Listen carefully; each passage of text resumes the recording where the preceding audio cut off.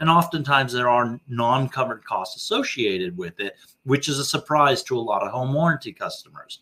They thought they were going to get something for free. But large replacements are not done for free. There's always been some non-covered costs. So the home warranty company then gets permission from the customer to move forward. And then after that, they order the equipment. So once the equipment is ordered, we get notification and we wait for the equipment to arrive.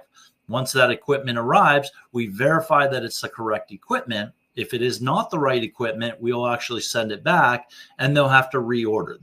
This happens quite often. It can delay the process. After we get the equipment, verify it's the right equipment, then we'll call the customer to schedule the repair. This timeline can last somewhere between, in a very quick scenario,